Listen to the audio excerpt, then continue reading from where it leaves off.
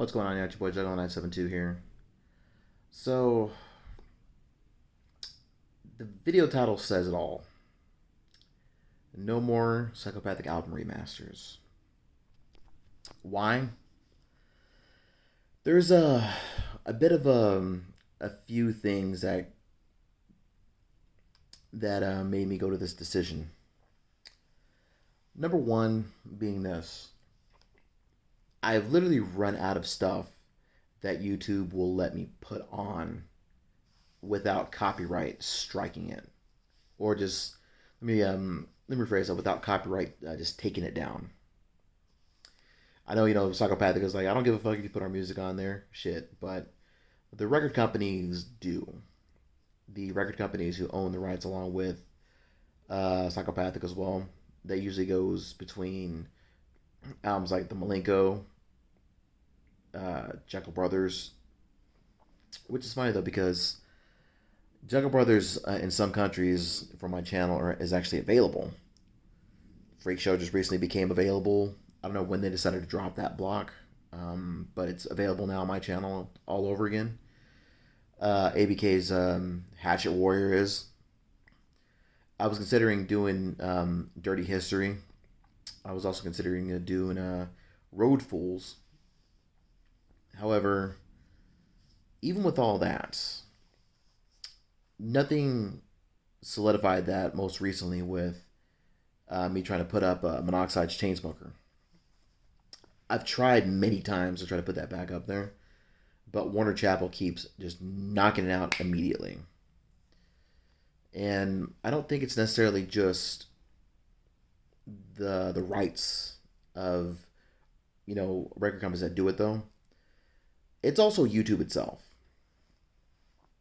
YouTube itself, when I joined in 2006 was, I think in many ways kind of like the Wild West, media-wise.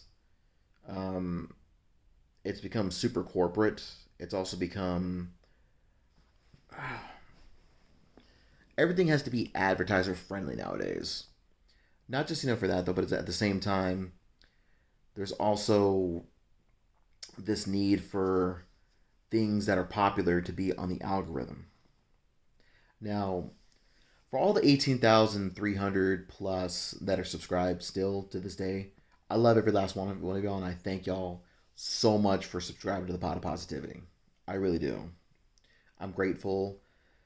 And, originally, when I first started, though, it just started with original old psychopathic music or just rare psychopathic music, and of course Twisted, shit that they did, with Fright Fest and shit like that. Just, rarities that I would just post up. Psychopathic is now, bringing these to life as well. And, it's not like, it's not unusual to find that. I mean, honestly, it's just one of those things that, it's like when Team 4-Star, had to stop doing Dragon Ball Z Abridged. They, you're working with, a palette that there's only so much of. Well, there's only so much old shit that's out there right now. And, what makes it so difficult is the fact that, I just, at this point, though, I've literally run out of, psychopathic albums and singles to remaster as well. And even with stuff that I can find that's unique, the audio quality on there is, dare I say, 240p wise, or just low, low resolution just in general. I don't necessarily, have the audio programs to technically, actually do a real remaster on, because I don't have the masters as well. Because really, when you look at it, though, when I put this shit back up, though, it's all enhancements. But that's my gimmick, you know what I'm saying?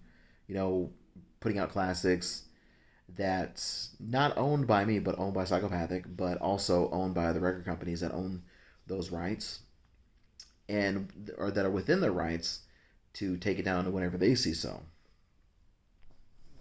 So there's also the other contributing factor that goes with it too. That's from me. Burnout is a son of a bitch, man. It really is. Usually, I've just been, usually whenever when I have the time and the energy to do that, though, I'm usually, you know, jumping on, live streams and shit like that. Whenever I have time, when I'm not, trying to remaster shit, or when I'm not working or doing any kind of extracurriculars and shit like that, or just taking care of life at the moment, though. Because originally it was just best of collections, rare psychopathic, then remasters, and of course, you've got Ash Juggalo972, plus live stream and chill and shit like that. Outside of YouTube right now, life has just been taking precedence at the moment too. I'm literally going to be leaving for work in about an hour. I'm still not dressed in my scrubs yet, but a lot of that really has to do with just a multitude of things. Both, hey Ash, both with YouTube itself, copyright, um, and also the possibility of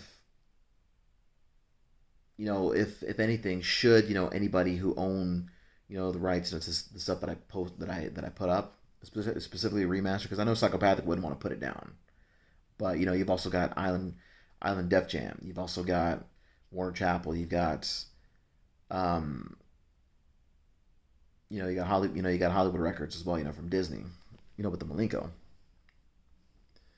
Then you got these topic channels that are actually generated automatically, shit like that. You know, Juggalo972, the channel itself, the hub, is always going to be here, and I'm always going to be here too. But the stuff that I'm trying to that's keeping me going, I've literally run out of stuff to do. And if anybody's been paying attention to my second remaster that I did of Tales from the Lotus Pod, the original. Those were actually found from. I had found those just kind of snooping around the internet, the weird parts of the web, and found some, really good quality versions that I enhanced. Which I'm gonna say right now, the very last remaster on the Pot of Positivity, as far as psychopathic albums go, is my second remaster of Tales from the Lotus Pod. The only reason why I'm leaving the first one up there is because when I did it, that was whenever I first started doing it. That was actually the first remaster that got the most views and the most community feed, which really brought everybody together. And at the same time, though, it's also, I always feel like I could always do better most of the time too. I feel like I can always do something better. I don't like going back and rehashing shit though, because that gets old really quickly. And I think another thing that also really kind of contributes to it, other than just outside not having the time and just the burnout from it too. There's also the worry of my channel being taken down from copyright. I've been doing a lot of thinking on that though, and just I've got to be a lot more careful now, because I don't monetize any of that. I used to be I got monetized originally in 2000. What is it? 2009. I was monetized from 2009 all the way to about 2015, when all the rules changed. Literally, right before Adpocalypse and shit like that. With the cancellation of was it Google Plus, when that left, a lot of the Juggalo community disappeared from YouTube too. A lot of names that I used to see all over the place. Looking back on it though, I mean, I still stand by Google Plus, being a shitty social media page, but I think it's real cool that that a lot of other Juggalos out there, had communities on there. Some that I think still exist today. I just don't see them on YouTube anymore. Because whenever Google Plus was around, it was about you have to have a Google Plus account if you want to be on YouTube and shit like that. So, but the main thing is, is like, I don't think the main thing, from this video is no more psychopathic remasters.